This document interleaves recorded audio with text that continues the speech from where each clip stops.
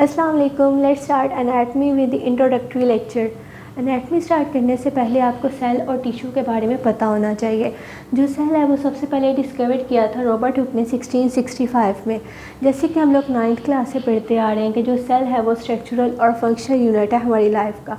Structural किस तरह से कि जो सेल्स होते हैं वो हमारी बॉडी का स्ट्रक्चर कंपोज कर रहे होते हैं। फंक्शनल किस तरह से कि हर एक सेल हमारी बॉडी जो होती है वो मिलियन ट्रिलियन ऑफ सेल्स पे कंपोज हुई होती है और हर एक सेल का अपना स्पेसिफिक फंक्शन होता है। जैसे कि कुछ सेल्स होते हैं वो रिस्पायरेशन कर रहे होते हैं, कुछ सेल्स होते हैं वो एक्सक्रीशन कर रहे होते हैं और भी डिफरेंट बॉडी फंक्शंस होते हैं। नेक्स्ट आ जाता है टिश्यू। सिमिलर सेल्स कंबाइन होकर एक स्पेसिफिक फंक्शन परफॉर्म करते हैं, इसको हम लोग कहते हैं टिश्यू। अब टिश्यू की 4 टाइप्स होती हैं: epithelial tissue, connective tissue, muscular tissue, nervous tissue. अगर सबसे पहले हम लोग एपिथेलियल टिश्यू को देखें तो एपिथेलियल सेल्स कंबाइन होकर एपिथेलियल टिश्यू बना रहे होते हैं। अब एपिथेलियल टिश्यू जो होता है वो हमारी बॉडी सरफेसेस की, हमारी बॉडी में जितनी भी कैविटीज़ होती हैं उनकी लाइनिंग कर रहे होते हैं। इसके अलावा ये प्रोटेक्शन भी प्रोवाइड कर रहे होते हैं। नेक्स्ट आ जाता है कनेक्टिव टिश्यू। ये बेसिकली हमारे डिफरेंट बॉडी पार्ट्स को आपस में कनेक्ट कर रहे होते हैं और ये हमारे डिफरेंट बॉडी पार्ट्स को सपोर्ट भी प्रोवाइड करते हैं। नेक्स्ट हमारे पास आ रहे हैं मस्कुलर टिश्यू। ठीक है, जो मस्कुलर टिश्यू है ये बेसिकली क्या कर रहे होते हैं, स्ट्रेचिंग करवा रहे होते हैं, एक्सट्रैक्शन। जो मस्कुलर टिश्यू है ये बेसिकली क्या करवा रहे होते हैं, एक्सट्रैक्शन करवा रहे होते हैं, एक्सटेंशन करवा रहे होते हैं। इसके अलावा जो हमारा बॉडी का पोस्चर होता है वो भी मस्कुलर टिश्यू की वजह से मेंटेन होता है। नेक्स्ट हमारे पास आ रहा है नर्व टिश्यू। जो नर्व टिश्यू है बेसिकली इसमें 1000 of million of nerve cells जो होते हैं वो कंबाइन होते हैं और एक नर्व टिश्यू बना रहे होते हैं। ये भी हमारी बॉडी को सपोर्ट प्रोवाइड करते हैं। बेसिकली हमारे ब्रेन में होते हैं, स्पाइनल कॉर्ड में होते हैं। नेक्स्ट आ जाती हैं branches of anatomy. Branches of anatomy देखा जाए तो बेसिकली इसकी 3 मेन ब्रांचेस होती हैं जो कि हैं gross anatomy, histology and embryology. अब इनको बारी बारी डिस्कस कर लेते हैं। सबसे पहले आ रहा है ग्रॉस एनाटमी। इसको माइक्रोस्कोपिक एनाटमी भी कहा जाता है, मतलब वो स्ट्रक्चर्स जो हम लोग अपनी आम आँख से देख सकते हैं। तो ग्रॉस एनाटमी हम लोग किसको कहेंगे कि वो हमारी बॉडी के स्ट्रक्चर जिसको हम लोग नेक्ड आई से देख सकते हैं। जैसे कि हमारी स्किन आ गई, हमारी मसल्स आ गए, हमारे बोन आ गई, हम लोग अपनी आम आँख से देख सकते हैं।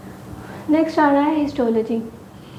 हिस्टोलॉजी को हम लोग माइक्रोस्कोपिक एनाटमी भी कहते हैं। माइक्रोस्कोपिक मतलब वो चीज़ जो हम लोग माइक्रोस्कोप की हेल्प से देखें जो हम आम आँख से नहीं देख सकते। इस histology basically study of tissues होती है।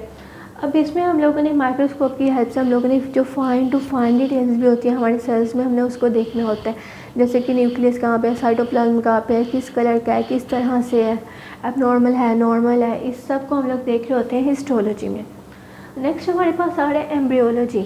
एम्ब्रियोलॉजी को डेवलपमेंटल एनाटमी भी कहा जाता है। इसमें हम लोग बिफोर बर्थ जितनी भी डेवलपमेंटल स्टेजेस होती हैं उसको देख रहे होते हैं कि फीटस की कौन सी स्टेज चल रही है, कौन से ऑर्गन्स डेवलप हो चुके हैं और कौन से ऑर्गन्स रहते हैं। ये हम लोग स्टडी करते हैं एम्ब्रियोलॉजी में। इसके अलावा डिफरेंट अदर ब्रांचेस जो आ रही हैं एनाटमी की वो हमारे पास है regional anatomy, systemic anatomy, functional anatomy, surface anatomy, radiographic anatomy and applied anatomy. सबसे पहले रीजनल एनाटमी को देख लेते हैं। इसमें हम लोग बॉडी के स्पेसिफिक रीजन्स की स्टडी कर रहे होते हैं। स्पेसिफिक रीजन्स किस तरह से, अगर हम लोगों ने डिस्क्रिप्टिव वे में बताना हो तो हम लोग इस तरह से एक बॉडी लेते हैं।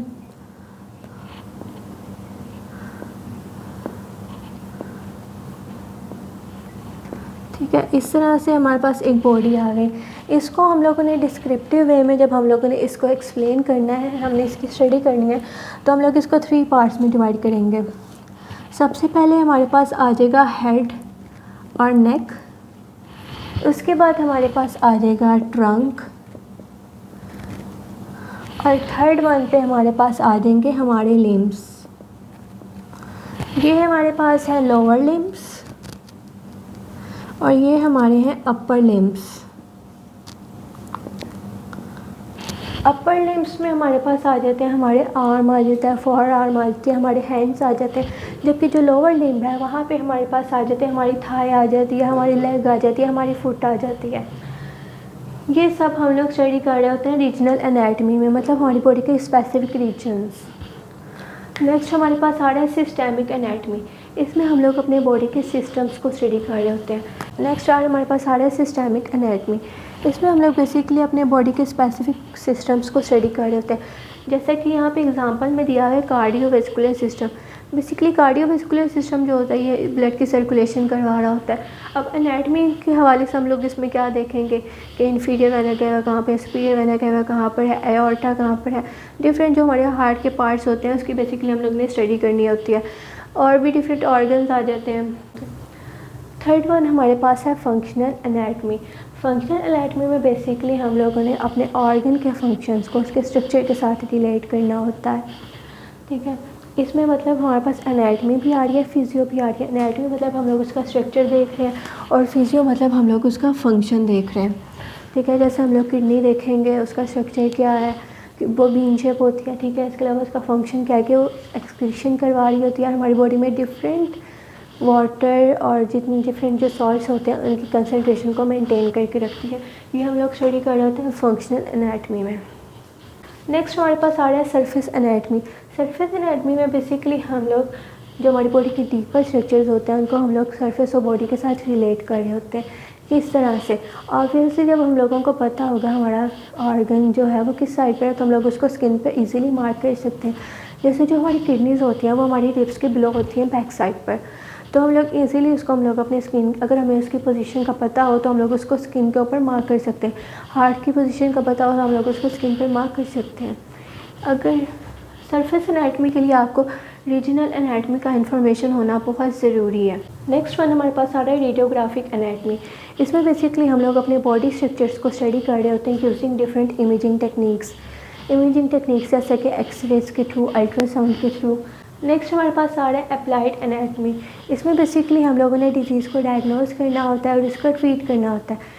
किस तरह से? फॉर एग्जांपल फीवर में हम लोग देखते हैं कितना हाई फीवर है, कितना लो फीवर है, हम लोग उसके अकॉर्डिंग पेशेंट को मेडिसिन सजेस्ट करते हैं।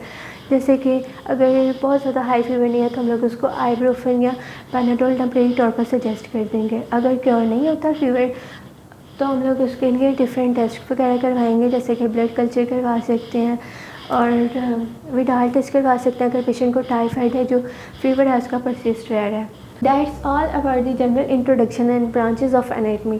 If you have any clear questions, you can ask me on Instagram. The link is in the description box. Thank you.